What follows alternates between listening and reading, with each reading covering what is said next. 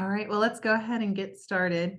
The nice thing is that we are recording this. So if there is somebody that you invited who's maybe unable to join, or if there's guests who are showing up a little bit later today, we can share the recording to this with them. So I'm going to jump right in and introduce myself.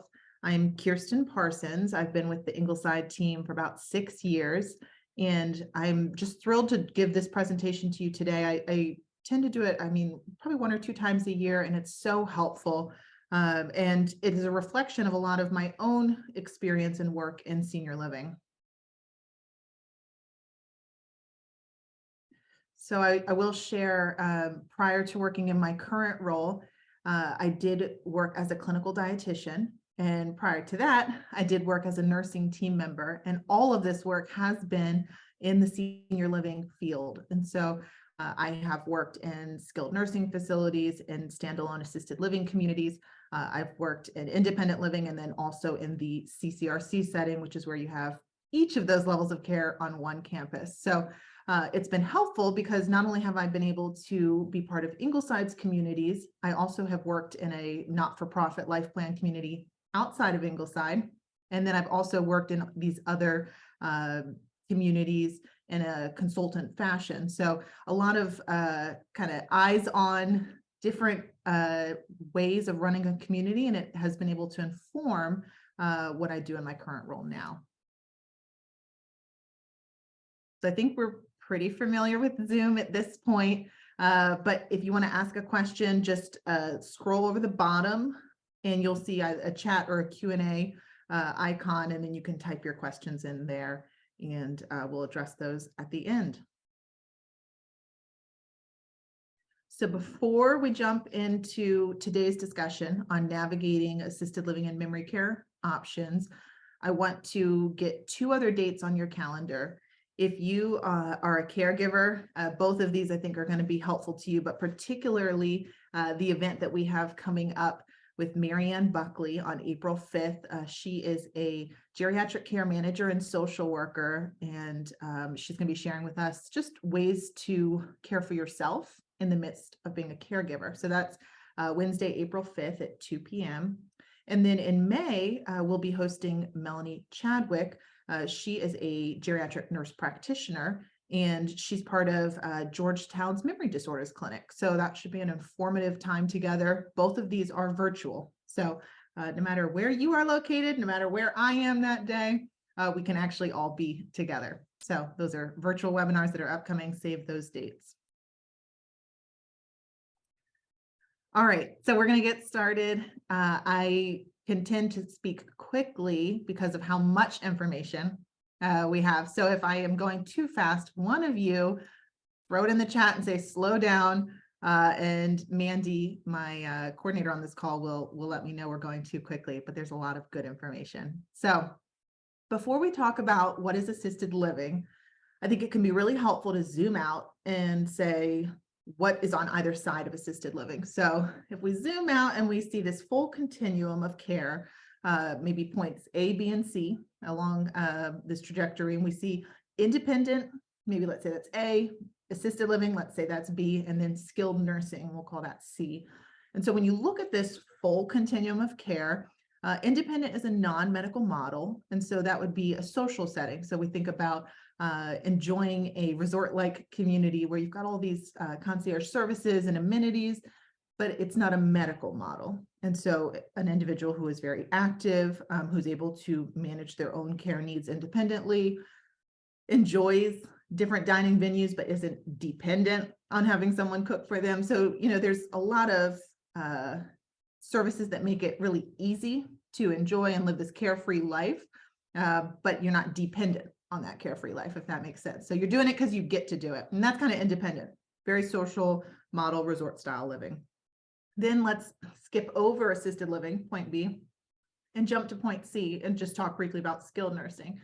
So that's a setting where somebody is dependent on care. That can be a setting where someone needs either short-term care or long-term care. So we might think of this when you have someone in your life who's had a hip operation or maybe a planned knee surgery, but they know they're going to have to do 10 days of rehab afterwards. Well, when you say that, that would mean in a skilled nursing facility doing a short-term rehab stay, and they're going to be there temporarily, get a lot of intense therapy, and then discharged to their home setting.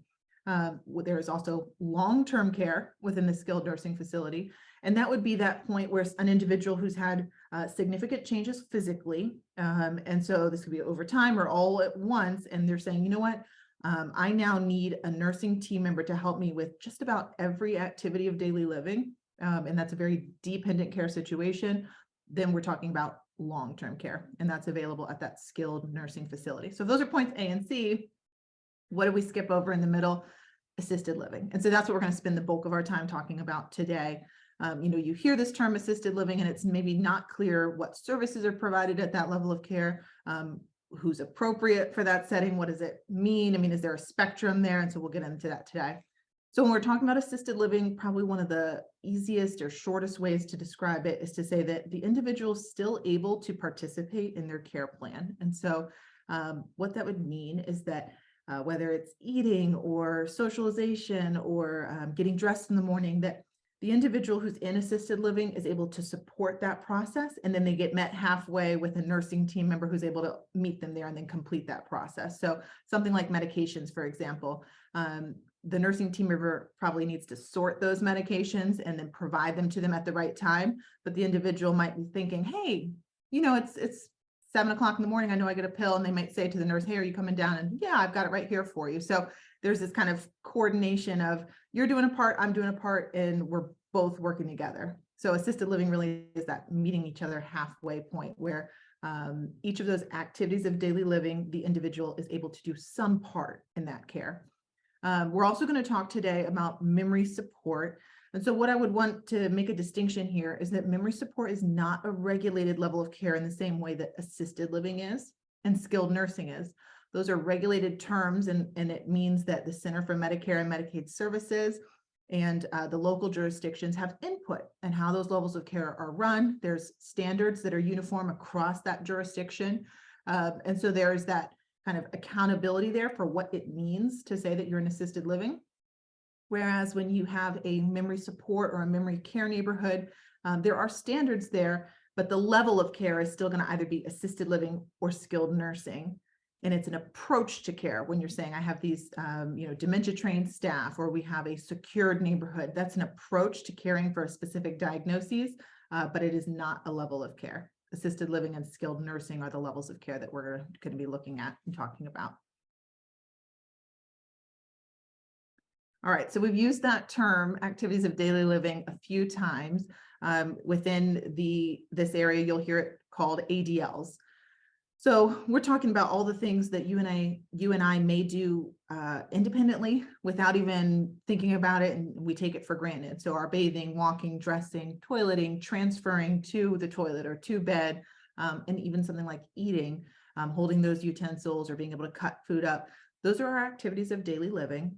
And when we need support with one of those, there's actually a scale for how much support we need. And so if you're caring for a loved one right now, maybe they're in a rehab setting and you're saying, we're talking about discharging to assisted living, but we don't know how much help they need. This is exactly what that interdisciplinary team is looking at. So whether it's the physical therapist or occupational therapist, or maybe it's the social worker or director of nursing that's meeting with you, and they're saying, they still need significant amount of help with their ADLs. We need to be at this certain point before assisted living makes sense. So when you look at an activity of daily living, for example, we can take here bathing. There's typically a scale from 1 to 4 where they're going to be assessing you or your loved one and saying, okay, 1 would be maybe cueing. So not even hands-on, it's just verbal support to say, hey, we're going to take a bath. Without that cueing, maybe that individual's not remembering to take a bath. So, hey, we're going to take a bath. But that whole activity can be done independently. It was just that cueing that was needed, or maybe even setup support. So, hey, I'm going to throw the bath mat down. I got you a new set of clothes. I put that right here on the bench. So you've set up the activity, or you've provided verbal guidance, but you're not doing hands-on support. So that would be maybe a 1. 2 and 3 are kind of in the middle there, where you're saying you need at least one person to be doing some hands-on support, where they are either helping take those clothes off, or they're saying, I'm not steady on my feet. I need help with that transfer into the shower to sit on that bench. And you are literally hands-on supporting that person. And then when we talk about maybe a 4, we're saying this individual is actually not doing this for themselves. And so maybe they're being transferred to a shower chair, and an individual like a certified nursing assistant is completely doing that shower for them or that bath.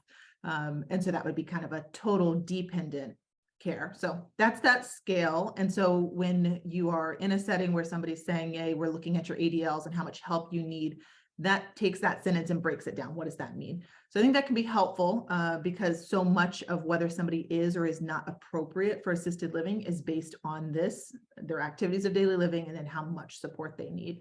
And so we look at not just bathing, but if somebody's able to walk, or maybe you hear the term ambulate, if they're able, and that could mean either walking or self-propelling their wheelchair. So are they able to do that on their own? We look at dressing again. Maybe if the clothes are set out, they're able to complete that on their own. They just needed some cueing. Or, are we totally dependent, like in a situation, maybe with a stroke, where there's one-sided weakness and we can't get dressed on our own? We'll look at toileting. There's a spectrum there as well, right? Maybe we just need a reminder to put a brief on to catch anything if we have any accidents, or maybe we're a total care situation where we're never toileting without support. Again, with bed transfers, and then with eating as well, same kind of spectrum of how much care is needed. And so when we say, is somebody appropriate for assisted living, what we haven't said explicitly yet is that there's an assessment for that. And so because this is a regulated level of care, it's not just a voluntary, hey, I want to go to assisted living and I picked out this apartment and I'm moving in. There's a component where your physician needs to say, this is the right level of care for you. I certify that. And then there's also a response to that where the community's clinical team is saying, hey, let's look at this paperwork from the physician and confirm that we can meet those care needs that you have. So there's this clinical assessment process that occurs before somebody's admitted into assisted living. And so if somebody has told you or talked about your loved one and said, well, I don't know if they're appropriate, that's what they're referring to. When they say appropriate, they mean, would they pass that assessment to be within assisted living level of care? All right, so we are going to talk today about assisted living and memory support and memory care. And so I think it's important that we say, what are the differences between those? Why are those two different neighborhoods? Why isn't just assisted living mean, hey, I'm confused and maybe I've got a diagnosis of mild cognitive impairment and assisted living's right for me? Why do we have to have a separate memory support neighborhood or a memory care neighborhood? So we'll talk about these categories because to me and to our team, this is kind of a way that makes sense to differentiate them. And as I shared earlier, I've been in many communities, and this is really what it boils down to. Programs and services are and should be different for individuals who do have a cognitive change versus those who don't. And so it's not so much about what program is offered, to say that, well, if you're in traditional assisted living, you get ABC programming, and if you're in memory support assisted living, you don't get that program. It's not so much that as it is how that program is delivered, who's providing that program, and then the length of that program. So it could be the same thing. Let's say, for example, we'll talk about music. So in an assisted living setting that's traditional, non-memory support or non-dementia specific, let's say we're going to do a concert, and that might be a 2-hour concert. That's pretty normal. Many of us have gone to the Kennedy Center or elsewhere. We enjoy a long program. Once we have a neurocognitive change that we're dealing with, and we've got maybe a dementia diagnosis of some form, one of the things that we see impacted is that length of time that somebody is engaged in a program and not distracted, walking, getting up from that program, looking for the next thing to do. And so when we're talking about delivering that same content, a music program in a memory support setting, it's going to be a shorter program. So we're not going to do a 2-hour program. And the individuals delivering it are also going to be altered. So you may have a music therapist, somebody who's actually trained in bringing that person into the program and making it a little bit more interactive. Again, keeping their attention and bringing them in with maybe hands-on. So, hey, why don't you hold this musical instrument, and this is what we're going to be doing today. And it is more of a therapeutic approach as opposed to something that's passive like a concert. So that's just one example of how a program might differ between a traditional setting where someone does not have a dementia diagnosis versus a memory support setting. Staff training is also going to differ. So When we're talking about caring for individuals in just a traditional assisted living setting, you're going to have certified nursing assistants, you're going to have licensed practical nurses and registered nurses, but they don't necessarily have additional training beyond the nursing credential that they carry.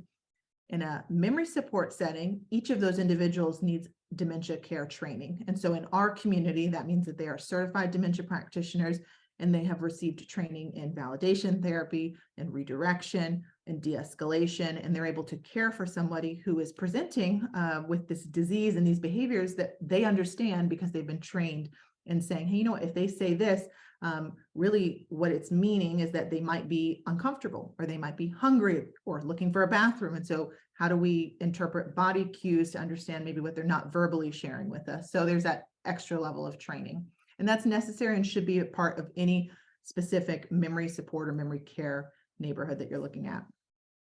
Secure environment is also going to be a difference. So in a traditional assisted living, that is a non-secured environment, not to say that we don't have a security guard here 24/7 or that you don't have security in the campus, but we're talking about that specific neighborhood actually being locked. And so when you talk about a traditional assisted living, a resident would be free to come and go and say, oh, I am going to that concert in the Cultural Arts Center, that 2-hour concert we talked about. And they're independently saying, you know what, that seems interesting to me. I know what day it is. I know what time the concert is, and I'm going to head there. In a memory support environment, we still enjoy music. We probably still want to go to that concert, but we do not know what day it is. We are not able to track on timing and say, oh, I knew that program's occurring after dinner tonight. Sometimes in the evening, that loss of safety awareness can actually get worse for somebody with a dementia diagnosis. And so we're saying, you know what? We have a secured environment where a team member is going to go with you when you leave that neighborhood, and they're going to take you to that cultural arts center and enjoy that concert. If the family says, yeah, they can sit for 2 hours, you know, they're a little bit earlier, maybe on in their dementia, and that would be appropriate. So we can still do that activity, but somebody's going to need to go with you.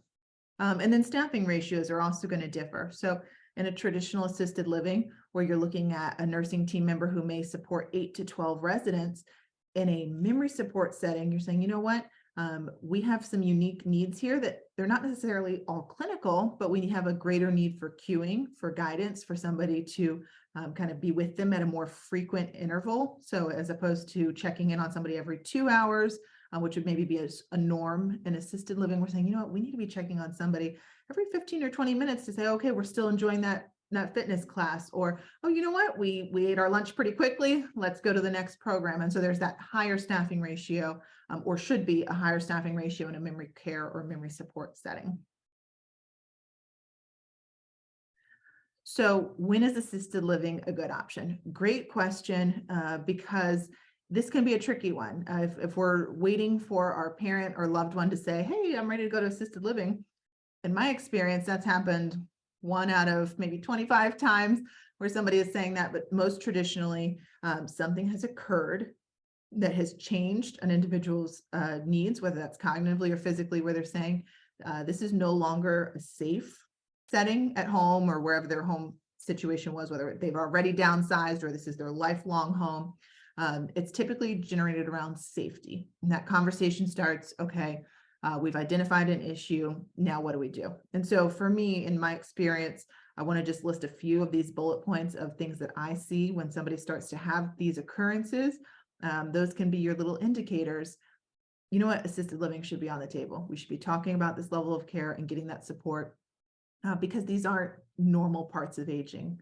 This means that something's going on that is unsafe. So frequent falls, again, that could mean that environment is just not set up for an older adult to age in. So we're talking maybe about a multi-story home, or maybe there's a significant amount of clutter present, or the home just has not been modified. There are carpets out or rugs that are, they're not able to see where one ends, and there's a trip hazard there. So frequent falls is definitely an issue, and some of those things can be resolved in the home setting, but I still put it on here because some of them can't be resolved. If the bedroom is upstairs and there's no way to create a bedroom downstairs, that can create an issue. Meal preparation is difficult. Again, in and of itself, not a huge deal. There are services that can come out to the home setting and bring prepared meals and stock that fridge. But if this is a difficulty at every meal, and we're saying, you know what, hydration is not occurring, good nutrition isn't occurring, and I don't want my parent to develop a UTI or to have low blood pressure, and that creates a fall. If once we're at the point where we're saying that it isn't just an inconvenience to have a meal prepared, but this is actually every single meal we're having concern here, that would be another bullet point I would mention, because it's something that's creating now an unsafe situation. Ability to navigate their current living environment. So I put in parentheses stairs here, but it's not just stairs. I mean, it could even just be 1 or 2 stairs into the home, or that full flight of stairs up to the bedroom. But it also could just be if the environment has narrow doorways and your loved one is now dependent on a wheelchair or a rollator, and they need or some support, and it's not able to fit even just simply through a hallway or a doorway.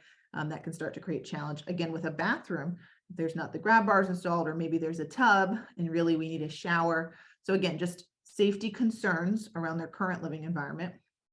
And I didn't mention it here, we'll talk about a little bit more, but other safety things like a full kitchen, maybe being unsafe for somebody who's had neurocognitive change. Again, that would be an ability to safely navigate their environment. When help is needed with activities of daily living, such as bathing or dressing, and you're saying, you know what, in the morning, it's a risk every morning to put on those shoes, or if they're wearing compression socks, and saying, you know what, that's a really hard thing for them to get on, and I'm concerned every time that it could be a fall. Or something like bathing, which is a risky activity of daily living, because you're saying, you know what, I'm already vulnerable. I've taken off my clothes. I'm a little unsteady on my feet. I don't have those grippy shoes on. And now all of a sudden I'm trying to get into a shower that's also wet. There could be soap on the floor. So that's a pretty risky behavior. And each time we do that, we don't want a child saying, I'm so worried my parent is doing this alone. So looking at activities of daily living, has it crossed over that threshold of consistently being unsafe? And then medication management. So this is a very, very, very common one where you're saying, you know what, it's a little part of my day, but it could be really deleterious if we took the wrong medication, or over medicated on multiple because they looked similar and I didn't realize I was taking many of the same thing. So this, of all of these, can actually have a pretty quick and immediate negative outcome from being mismanaged. And so we look at each of these and say, you know, if this is happening and this is consistently happening, we now have an unsafe environment. So using those same bullet points we just talked about, and then adding to that another layer, when we're not just talking about assisted living, but in your mind, if you're trying to say, you know what, I don't know if assisted living is more appropriate or a memory support option is more appropriate. We're still looking at those bullet points we just mentioned. Those could all still be there, but adding to that some safety and isolation concerns. So when we have physical ailments and there's a decline in physical abilities, that doesn't impact being able to get the phone out and call a friend, or talk to that high school classmate that your parent has kept in touch with all these years, you know, that those things that still bring them joy and still connect them with other humans. When you don't have a dementia diagnosis, you can still do those things pretty independently. But once we add in that dementia diagnosis and there's been these neurocognitive changes where we're not remembering processes, so whether that's how to check our email anymore, or how that iPhone works, or somebody's number changed and we can no longer do the steps necessary to find that new number, and stay in touch with those people in our lives, the grandkids or the friends that bring so much joy, that can be really isolating. And so when we think about that, coupled with some of the safety things listed above, we might start to be tending more towards a supportive environment for a dementia diagnosis and not just a traditional assisted living.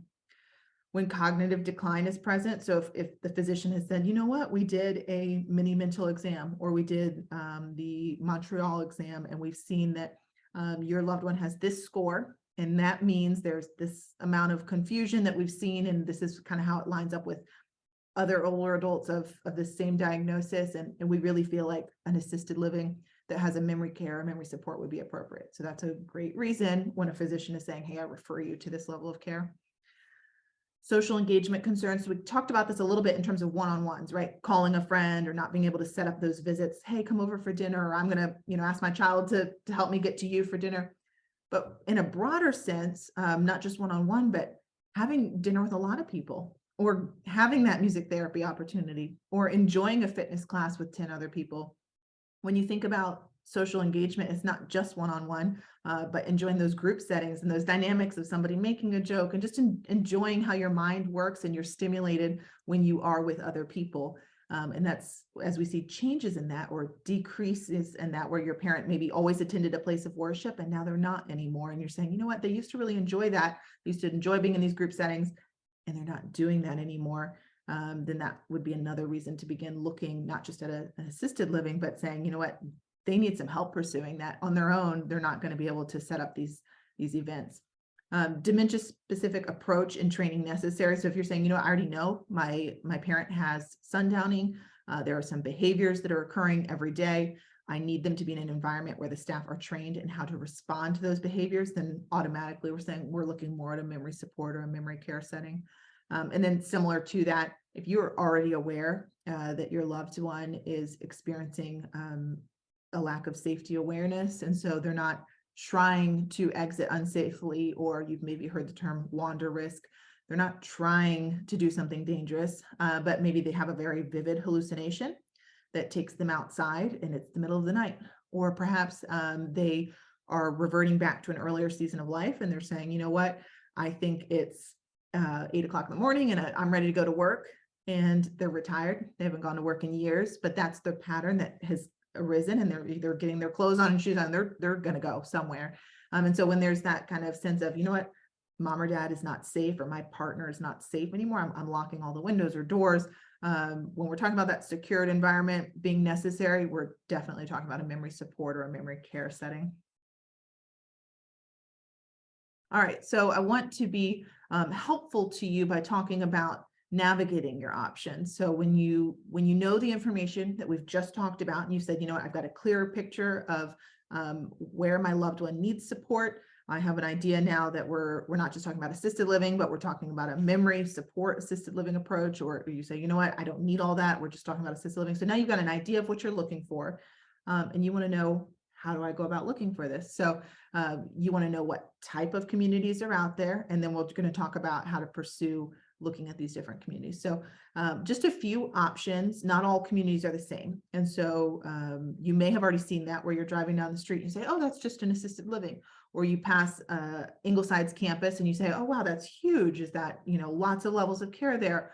Or maybe you've been in a neighborhood and you say, is that sign in front of that home? Does that say a group home or assisted living? You're like, oh, I didn't know that existed. So whatever you've driven past or already seen, I just want to tell you what those are. So there are freestanding assisted living communities, meaning that there's not an independent living neighborhood. There's not a skilled nursing facility. It is assisted living throughout that community. So all of the floors in the building, or however it's set up, are all the assisted living level of care.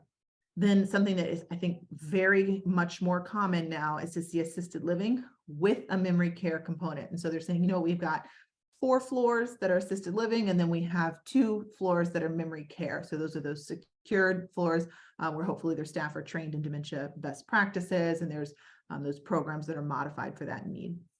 That small group home option would be, you know, 8 individuals, 10 to 12, I think 16 would really be a max, that are all living in one home.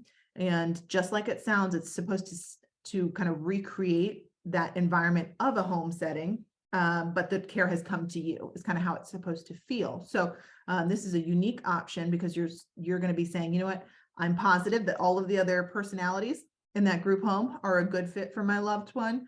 And we don't need any of the amenities or lifestyle that's available in a community setting. So I don't need multiple dining venues. I don't need an indoor pool or any of the other services that might come with a community that's in a larger campus. So that would be a specific setting. And then a life plan or continuing care retirement community like Ingleside, where you're saying, oh, we've got independent on campus, assisted living, skilled nursing, and then there's potentially some memory programs as well. I'll tell you a little bit more about our memory programs once we specifically talk about what Ingleside has to offer, but in many communities, that might be a memory care neighborhood or even a social day program. So specifically looking a little bit more, zooming in on that last bullet point, the life plan community, or CCRC is a term that's used, continuing care retirement communities. Ingleside is specifically not for profit. And so that's going to be what I'm going to be able to share the most with you about. But there are some life plan communities where their foundation or their roots are military or other forms of an organization. So most typically, I would say they are not for profit, and there is some religious heritage, even if they are now interfaith or non-religious. In my experience, most of the life plan communities do have either, a Methodist or Lutheran or Presbyterian or a military. There's a component there giving them that organization. So we're talking about all levels of care on one campus, and then many of these communities do have a supporting fund for residents. And so what that would mean is that residents and maybe non-residents are gifting to that fund and saying, you know what, out of my own resources, I want to provide a gift, each year to the resident supporting fund so that other individuals who may have outlived their resources through no fault of their own can continue to stay in our community. And so again, kind of a nod to that religious history of that community. I'll share with you from Ingleside, our roots are as the Presbyterian Home for Widows. And so that philanthropy there was to say, I want these individuals who supported their partner's career and didn't have their own career, and they were not maybe able to set themselves up with the resources for retirement, to not be destitute at the time that their partner was to pass. And so that's our history, but many of these not-for-profit life plan communities would have some type of similar history or foundation that has been created there for residents in their community. When you are a not-for-profit community, those resources and that extra revenue is going to be invested back into the community. And so you think about creating a new dining venue, or making sure that the landscaping is attractive, or maybe there's a wish for an indoor pool. And so you're investing that revenue into bettering that community. And that really is looking to say, we want our community to be here for generation after generation to continue to provide these services and this care in this jurisdiction. And so whether you're in DC or Maryland or Virginia, you're saying, I want to be a stable part of this community where older adults can retire here for years and years to come. And so how do we invest our resources back into the community to make it a place that's desirable and safe and beautiful, and people want to continue to retire here? So that revenue being invested back into the community. And then there's so many opportunities for engagement when you're talking about being in a life plan community, because you're saying, you know what, I might be in assisted living. I might have some physical ailments that have kept me from doing X, Y, and Z. But I don't have to go far to go enjoy an endless amount of programs or opportunities to engage, because I have this vibrant independent living population on campus that have multiple committees. They're inviting me to chair something with them or to volunteer in a way. And they're saying, you know what, here's all these things we're doing, just come jump in. When you look at a standalone assisted living, or certainly a group home, you're not going to see that huge population of independent individuals who are often still working, definitely still active with volunteerism, saying, hey, come join all these things that we're doing. So that opportunity for engagement is going to be definitely expanded when you're part of a life plan community. And then something that is just really, really special is to have those friends and neighbors for life. And so if you live in an assisted living that's not part of a life plan community, and the time comes where you're saying, you know what, we're experiencing a need for more care, and maybe at this time we need a nursing home level of care, and your loved one needs to move again, the chance of them continuing those friendships with someone who resided in that assisted living are hard, because you're saying, you know what, somehow we're going to have to call each other or drive to see each other. I don't know if that's going to realistically happen, but when you're in a life plan community, you're saying we're all on one campus. You ride the elevator up from your apartment to mine, and you still can visit, or I can come and have dinner with you in one of those dining venues, and you're still able to enjoy that camaraderie, which is really, really special to have friends and neighbors for life. All right, so navigating your options, we've talked about quite a bit. How do you find these options? How do you know what you're looking at, if it's a standalone assisted living or if they have a skilled nursing facility on site? Google's a great place to start. I think it's where most of us start these days. We talk to our phone and we say, show me this or that, or search this near me. We're using Google. So that's a great place to start. And you can usually find out a lot of information. Most communities do have attractive websites now where you can navigate them and see what their community is able to offer. I will tell you one trick when you're Googling communities is that if it ends in a .org, it is likely an organization with a not-for-profit status. If it is a .com, it is likely a for-profit. And so if you're thinking, you know what, I was looking at this community, I have no way to know if it's for-profit or not-for-profit, that's a little trick for you. If you are somebody who is just very detail oriented and you're saying, you know what, I want to create an Excel spreadsheet. I want to list every single community I've looked at or that's in my area. And I'm going to see, you know, who has a pool, who doesn't. I'm going to see who has skilled nursing facility, who doesn't. And you're going to go category by category, things that are important and maybe not so important. You're going to compare them all. Save yourself the time. Somebody has already done that for you. That would be the Guide to Retirement Living. That's a source book where you can look at all of the communities in a certain area and say, you know, how do they compare on this, or that?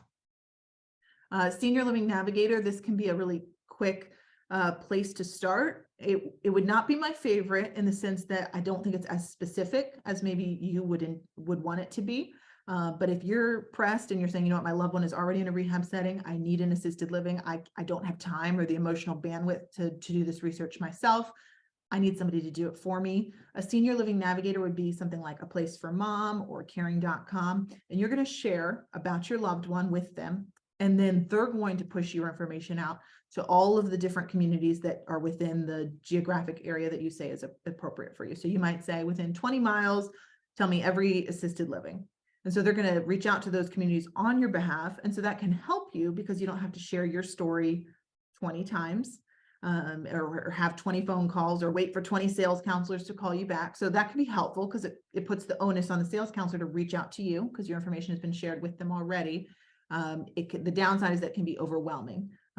Instead of just maybe getting your top 3 communities, you may get close to 100 communities reaching out to you because you're saying, you know, 20 or 25 mile radius, that's going to cover a lot of ground. So that can be maybe a downside for that. The plus side being that a lot of people are reaching out to you first and you don't have to go search for that information.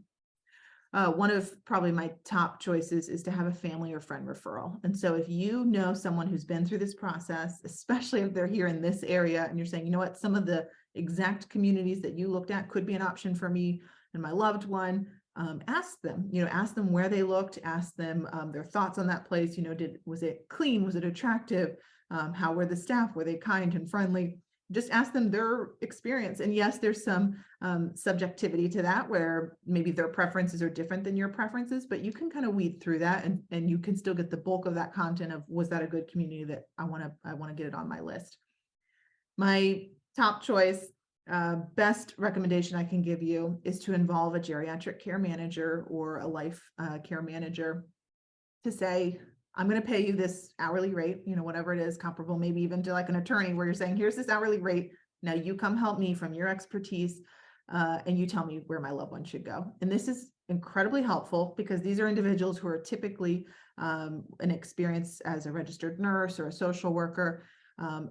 The ones that I know often have worked years already in the field, and this is more of a maybe pre-retirement job for them where they're saying, I've worked in senior living for 25 years and now I'm going to share out of that wealth of information with others in this new capacity. So tons of experience in the industry and dating back a long time. So they can say, yes, this community is excellent. I've seen year after year great care team there. Or, this care team just had an organizational change and got bought out by so-and-so, and I don't know if I would look there. Or, they know the area.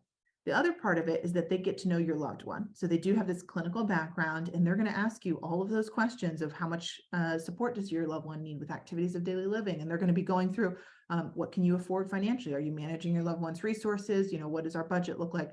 And they're going to do this really comprehensive deep dive into your loved one's kind of care needs, and then they can match that and say, hey, all right, let's look at these 3 or 4 communities and potentially even go with you. So to have that kind of hand holding through this process, I think is wonderful. We are lucky in the DC, Maryland, Virginia area to have such incredible resources as you navigate senior living options. We're just in an area where there's just wonderful, wonderful, wonderful resources. So I have excellent referrals that I can provide to you. even just talking in terms of how many communities there are to look at. I mean, that is a blessing to be in an area with so many options. And so the plus side to that is that you can reach out to someone like a geriatric care manager and not to be overwhelmed by how many resources there are, but to use those resources to your benefit and say, let's pick the best that we can. All right, cost of living and looking at specifically assisted living and specifically memory care. So we are going to automatically be paying more than you would be in an independent setting. We are now paying for 24 hours of nursing care in this setting. You're paying for specific programs that are coming to your loved one. And often if they're multiple times a day, then that's that many professionals delivering those programs. So this is automatically going to be a higher monthly rate than what you would see maybe in an independent living. Between an assisted living and a memory support or memory care, that's going to be probably even a little bit more expensive, because in a memory support or memory care setting, you are, again, paying for those individuals to receive that specific dementia training. You are paying for higher staffing ratios and that more acute attention to your loved one. So just having an idea of what these care costs are. And then I want to just go over a few different models with you. So you could be in a community that's a straight rental. This is typically your for-profit communities. And so you're going to say, your monthly rate is XYZ, and there's no commitment to be here for life or to have this open-ended residence and service agreement. You have a 1-year contract and this is your rate. Looking at maybe an entrance fee model where you're saying this is a life plan community or a CCRC. You want the benefits of having prioritized access to skilled nursing should you need that level of care. And you are paying to be part of all of these services, amenities, and receive extra care in a community that has all these dining venues and exercise classes and programs coming into the Cultural Arts Center. So for a little bit more of a resort style living, you're going to have an entrance fee model. And so in that type of financial structure, you're going to be putting a certain amount down, an entrance fee. And then there's different contracts for how much of that is refundable to you or to your estate.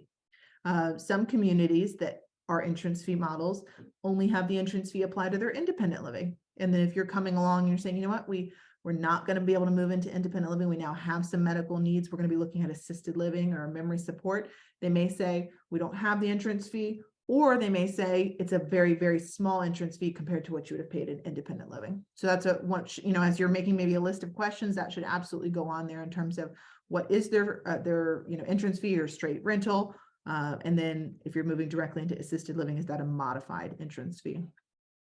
Then there's also the monthly rate. So is it an all-inclusive monthly rate or is it an a la carte fee structure? And so a difference there would be saying, you know what, everybody in assisted living is going to need 3 meals a day. We're going to need housekeeping. We're going to need some amount of incontinence care or supplies. We are all probably on some number of medications and need a nurse providing those to us. So all of those services are going to be bundled together, and here's your monthly rate. Versus, okay, your room and board is X amount of dollars per month, and then if you need medications managed, here's another a la carte charge. Oh, you do want 3 meals? Okay, here's an a la carte charge. So those are 2 different fee structures, and within that, there's probably more variation. Looking at whether it's private pay or insurance covered. So assisted living is by and large a private pay level of care. There are some communities that do have, they've gone through the process to receive the Medicaid waiver. So that's that government payer source for somebody who is a low income individual. Some communities have gone through that process. By and large, most assisted living are private pay. So within being private pay, does insurance cover anything? So Medicare Part B or Part D would cover still your pharmacy needs or therapy if you have Part B and Part D. Medicaid, as we just spoke about, it by and large does not cover any part of assisted living. If you have long-term care insurance, that's a private insurance now that we're talking about, and that's something that you invested in, then yes, that would cover some portion of your assisted living. So typically there's a daily rate there, and they might say, you know what, your policy covers $200 a day in assisted living. And so then that would be put towards your bundled or a la carte rates within that assisted living. Most long-term care insurances that policies that I've reviewed do not pay for any daily coverage in independent living, but they do cover in assisted living and in skilled nursing. All right, so another just piece of feedback as you are making lists of communities that you're planning on touring, ask about accreditation. So who is their accrediting board and what is their accreditation status? So for example, when we're talking about assisted living, that's a regulated level of care. And so they are going to have both the Center for Medicare and Medicaid Services completing surveys on them, as well as their local jurisdiction. So for example, let's say that we're in Maryland, then the Department of Health in Maryland is going to do what's called a state survey and come out to that assisted living and look at many of the same categories that the Center for Medicare and Medicaid Services looked at and provide a rating to them based off of those areas. So looking here, we see customer satisfaction or the success of the therapy services provided. This is a little bit more specific to a nursing home environment, but assisted living also still does have that accreditation process. So doing a little bit of legwork and seeing, this community might present in a way that I feel good about, and I love their staff, but there's maybe some huge needs with people not successfully having therapy completed or whatnot. So doing that kind of both what you feel and see when you go to community, but also then the legwork of what is their rating. So when it comes to choosing a community, and this is kind of a summary of a lot of the things that we've talked about, we want to look at the size of the community. So we already, kind of talked about being part of a whole campus where there's a lot going on. It can feel like college to have all of these individuals of a similar age, and there's a lot of programs going on versus maybe you're saying, you know what? I want my loved one to be in a group home where it's them and 6 or 7 other individuals, and that's going to be appropriate for them. So if the size of the community is important and you want to ask about that, what levels of care can be provided. So this is a big one. If you know that your loved one has a progressive diagnosis and in the future is going to need more and more and more care, then it would probably be prudent to say, you know what, I want to look at communities that have skilled nursing facilities on campus so that as those needs change, I can be cared for or they can be cared for in that setting. What types of living accommodations are provided. So again, if it's all, let's say it's studio apartments and you're saying, you know what, my loved one is still hosting and they like to have little goodies in the fridge to put out for the grandkids, and there's not a cognitive decline here, and we don't want to just be in a studio apartment. Okay, well then maybe we need a 1-bedroom or a 2-bedroom in assisted living. So asking about what accommodations and sizes there are of apartments. Asking if there's a waiting list. I mean, ultimately you can find an incredible community, but chances are they're probably going to be waitlisted at least in one level of care, because if it does have that great reputation and there are many individuals looking to move there. So if they have a wait list and you have an immediate need, then maybe you're pursuing your second choice community, or maybe you're pursuing a respite stay and waiting for that first choice community. So asking about a waiting list is important. Monthly fees. We already talked about this. Is it a bundled rate or is it a la carte charges where you might think, oh, wow, this perfectly meets my budget. I said I can afford $8,000 a month for assisted living, and they come in at $8,000 and this is great. And then you realize, oh, it's $1,500 for the medications to be provided. Okay, well, so now we're looking at a different rate. Oh, it's actually, another amount for the level of care that my loved one needs. We talked about activities of daily living and how much support they need. That will change their level of care. So what is that rate now? Oh, maybe it's not exactly within my budget anymore because of these additional fees that were not part of that all-inclusive monthly rate. And you want to ask about that and not get confused into what is that monthly rate. Asking about services provided. So are there therapy services on site that can be provided in the assisted living level of care? You want to ask about, dining venues and other areas where there might be ancillary fees. So if they go to a different dining venue outside of the assisted living neighborhood, is that an additional charge or is that included? If you can ask for the contract or the residence and service agreement, that's the best way to ensure the care that your loved one will be receiving, because that's the legal obligation. So what are they saying that they'll provide, and looking at that ahead of time. Not-for-profit communities like Ingleside are going to have a disclosure statement. So that's something that you can ask for. You can ask for a copy of the latest state survey. We talked a little bit about that and what their accreditation might be. And then ask about staffing ratios. Some of that is going to be standardized across every assisted living because we do have certain staffing ratios that we all adhere to. But maybe a community has a approach where they have an additional staffing and you're like, wow, you know what? I want to know about that. I want to know if they're investing extra resources into caring for my loved one with additional team members. So we have spent quite a bit of time talking about how to navigate assisted living options and memory care and memory support and what some of that terminology means. In our last few minutes together, I want to just introduce you to the Ingleside communities and tell you what we're doing here in our assisted living and in our memory support and memory care. So we do have 3 communities. Ingleside at Rock Creek is our flagship community located in Washington, D.C. This sister community of Ingleside was founded in 1906. So this is the community that was formerly the Presbyterian Home for Widows, and our roots of philanthropy are dating back more than 100 years. Westminster at Lake Ridge is our sister community in Lake Ridge, Virginia. This community is about 30 years old. It's the only one of our communities that has cottages and independent living. And I should share, it has a social day program, and make that distinction because that is not available at all 3 of our communities. At the Ingleside at King Farm community in Rockville, Maryland, it also has that social day program. All 3 communities have independent living, assisted living, and skilled nursing services.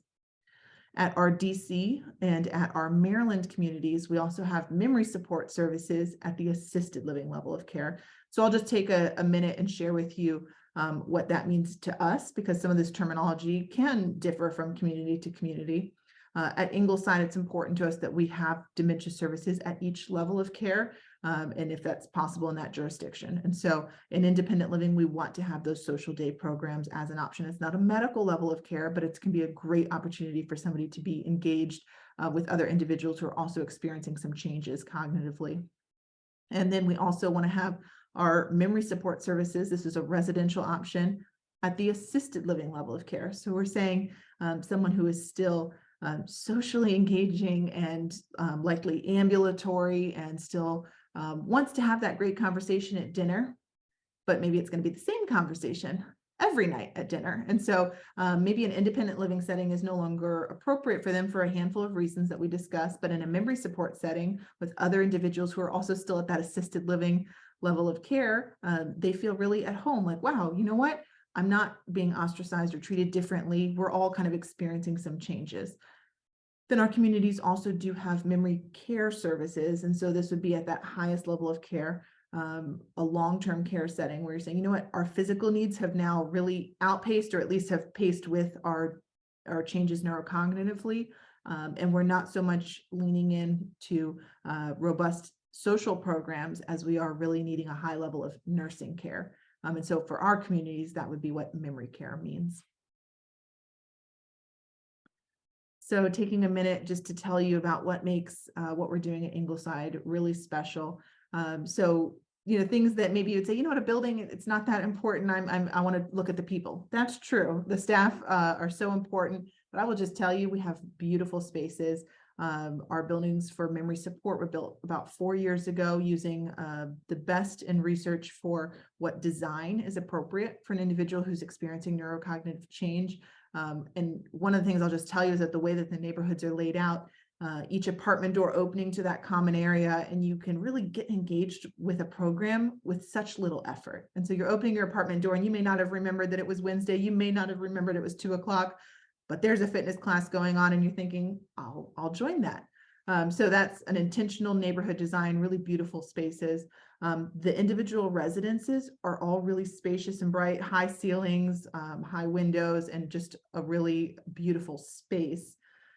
Person-directed service plans. And so this should in many ways be an industry norm, but unfortunately in some communities it's not. And so when you come to a community where they're saying, what was important to your loved one? You know, what did they spend their career doing? What excites them? Okay, how do we put those things back into their day intentionally so that they still are feeling those moments of joy? That's unique and that's really special and helps you feel like, you know what, they're changing, and it's hard for me to see that change, but I feel assured that they're still getting to do a lot of the things they once enjoyed independently. Therapeutic programs that are based on our well-being philosophy. So I'll just share with you, when we look at our programs, we are targeting physical fitness, we are targeting spiritual well-being, we're looking at emotional and social well-being. And so each one of those programs that are going to be offered on our monthly calendar of programs is kind of hitting at a different aspect of our well-being. We already talked about team training. And so for us at the Ingleside communities, our staff who are in our memory support residences are dementia care practitioners. And so they have received that specialized training that really helps them better care for your loved one. High staffing ratios. And so this is something we're really proud of. We have employed additional individuals beyond what's a norm, so that we can be providing consistent programming, so that there's oversight, so that there's an individual who is available to talk to your family, and it's not just a nursing team member. And so if you have questions that aren't clinical, which is often going to happen in a memory setting where not everything boils down to their clinical care, some of it is really social related. Who's your point of contact? Who do you ask questions? Did they participate in programs, or how was their day today? And to have that director for our memory program services available to you. We talked about our not-for-profit status and just how our organization's mission is to care for individuals, and that rich history of philanthropy, individuals who may have outlived their own resources, and how our residents give back to that. We talked also about inclusion in a greater community. So when you're part of a life plan community, you have so much going on because of how vibrant the independent living resident body is, and how many things they're spearheading and initiating and doing, and drawing in our assisted living and skilled nursing residents into that. And then direct access to all of those services and amenities. We talked about that resort style living with our wellness center and salon and spa and beautiful courtyards and dining venues, and having access to that because you're a resident here, and it doesn't matter which level of care. And then lastly, we do feature an all-inclusive rate in our assisted living and memory support assisted living. And so when we're talking about our monthly rates, we say, you know what, your loved one is level 2 care, here's the monthly rate, and that within that is the appropriate nursing care for their needs. That that's the 3 meals a day, that that's incontinence supplies, that that's room and board and medication management. So there's not these additional fees tacked on to that. And that can be nice because you're already caring for so many different aspects of your loved one's overall needs, that then to be kind of feel hassled or frustrated by not understanding a financial report is something we can take away. Here's the monthly rate, and it's all inclusive. So I just want to share a few pictures with you. This is our Ingleside at King Farm in Rockville, Maryland, our memory support assisted living neighborhood. That's a picture of the dining room there. We do feature a long table where many residents will sit together. You might hear it called family style dining or Thanksgiving table. It's really important socially, and it can also help individuals just to look at someone else. Oh, we're still eating. Okay. And it can help get in extra calories and make sure we're not unintentionally losing any weight. On the left, that's a diagram of the whole neighborhood. So we do have 2 neighborhoods, a second and a third floor, and they each have 16 apartments. And if you're good at looking at floor diagrams, you can see each one of those apartments opens up to a common space, whether it's the living room or the multi-purpose room or the dining room. So Maureen is our memory programming services and director services at Ingleside at King Farm, and our director for those services. And she's the team member who is in touch with families and caring for them and answering those questions about maybe additional training opportunities, or your loved one has presented with new challenges and you're having a hard time kind of adapting to that. So she's that additional care person who is guiding our families through this hard transition. And I want to share with you also the living spaces. So we have studio apartments.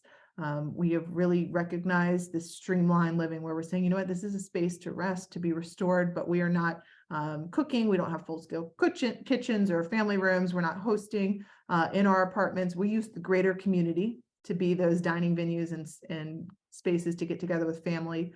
And then this private suite is just really where, again, we're resting, restoring, but we're not spending our day in our rooms alone and isolated. I want to introduce you to Ingleside at Rock Creek's neighborhood, a picture there of the library. And then again, you see this similar floor plan diagram on the left, where each of those apartments do open up to common areas. And as opposed to a second and third floor, it's all on one floor. It's an east and a west wing. Mariana is our director there for memory support services and programs.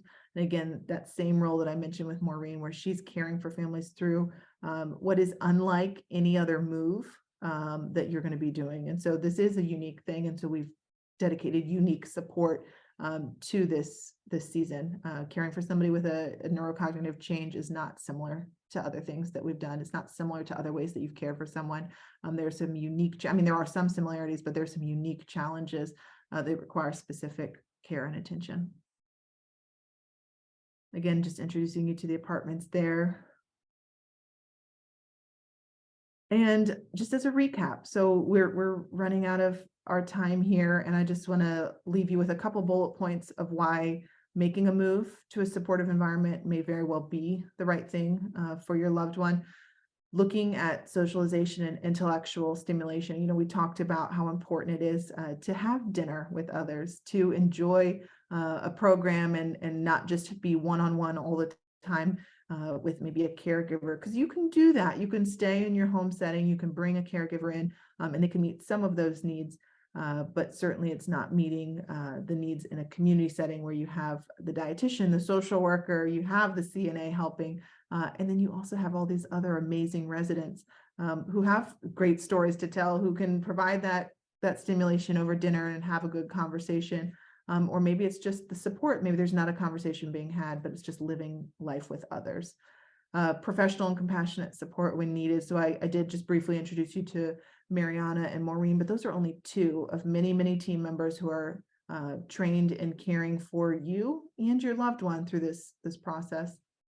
We want to maintain independence. And so much of what we do is allowing that individual to say, you know what, this is what I used to do. This is what I used to enjoy. Okay, how do we get that back into your day so that you feel independent when you're doing and enjoying those things. And that's something that in a home setting may not occur. And so this may be a reason why you're saying, you know what, there's a lot of reasons why we could stay home, but I want my loved one to actually have more independence. And surprisingly, that occurs when they have the support needed to go and try something new, or to go to that concert because someone brought them there. And there was actually all these additional opportunities because they're now in a campus with a lot of programs going on and somebody there to help them.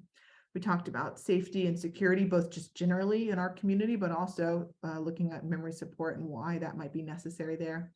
We've talked a bit about meals and nutrition and hydration and making sure that that's consistent and excellent and that there's multiple options for that.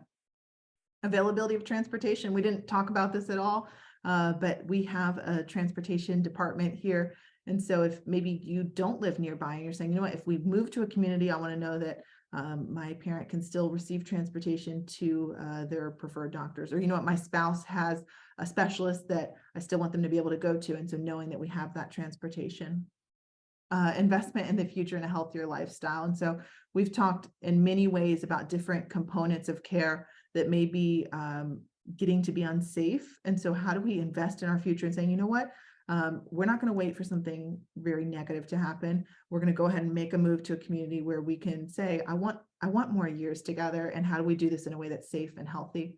And leading into that, the peace of mind for, you know, if you're looking for yourself and you're saying, I'm thinking about assisted living, and your children are saying, I can't keep worrying and calling every time after you shower, making sure you're okay. Or you're the adult child and you say, I feel that way about my parent. That's what being in a community offers. So I will, we'll close here with this offer. We do have respite services. And so if you're saying, you know what, my loved one is about to discharge from a rehab setting and we don't have care lined up yet, and we were thinking we would go home, but we feel like maybe that's not safe, what can we do? Ingleside does offer a 30-day trial stay or respite in either our memory support assisted living or our traditional assisted living. So as we have availability, we can offer it in either neighborhood. And this is a chance for you to say, you know, I want to try Ingleside. I want to know my loved one's safe, but I'm not quite ready to commit or be part of this community permanently. Let me just try it. And so this is something that as we have availability, we are able to offer. So that wraps up the information that I want to share with you today. I'm going to look at our questions and answers, or provide some answers to the questions that we have here. All right, I've got a question that's very, very specific that I will tell you right now I don't have an answer for. What is the waiting list for a 1,000 square foot apartment in independent living? So I will reach out to you separately. I've got your name, and I'm going to have to ask a couple questions of you because we do have 3 communities. So I'm going to have to see which community specifically you're looking at, and then I will get one of my colleagues in touch with you. I am not present in our independent living. I am specifically supporting families with their healthcare needs, looking at assisted living or memory support. But I have got your name, and we'll get an answer to you on that question. All right, and we've got another question.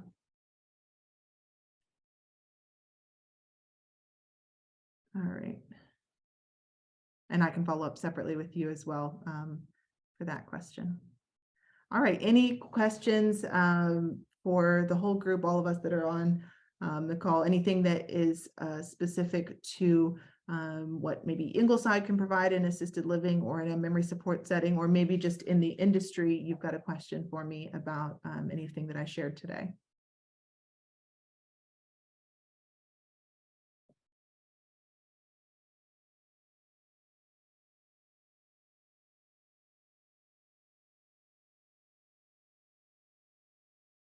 All right, next step in making a reservation. So I can just share that's going to differ again by neighborhood and level of care. If there's something immediately available, then you can move forward with selecting that specific apartment and making a reservation for it. We do have a financial qualification process. And if there's not anything available, then we're actually going to be looking at joining a wait list. So again, we can look at exactly which neighborhood you're interested in. All right, well, I want to thank each one of you for being part of today's call, for spending some time with me. What we've done is we've recorded today's program, and then I'll also be able to share these slides with you and that reminder for our next programs in April and May. And if this memory support respite would be right for your loved one, and you're saying, you know what, I want to follow up on that, please do give me a call, and I want to share that with you and tell you, where we have availability. My contact information is here at the bottom of this slide, but when I email out the recording, you'll also have my email and my direct cell phone.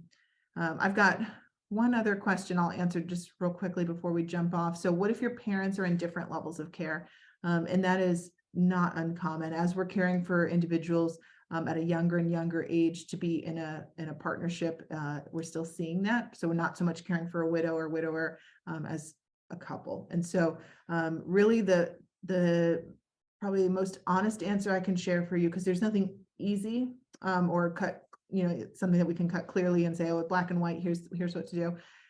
Ultimately, prioritizing their individual well-being is what you want to strive to do and encourage them to do. And if you're in a community like a life plan community where there's an option for them to stay together on one campus, where maybe mom is in independent living and she is able to still play bridge with friends or volunteer, or she's a musician and she's part of the choir, she's able to live this full lifestyle, but then able to go down the hallway over to the memory support neighborhood and to spend a part of her day still with her partner or husband, and saying, you know what, I can't do his 24/7 care needs, but I do want to spend the best part of his day with him. So maybe that's lunch, and they have lunch together and spend some time together after the lunch meal. And then maybe he's not really quite up for as much as she's able to still do. And so he's cared for in his setting, and then she's able to live a more independent lifestyle.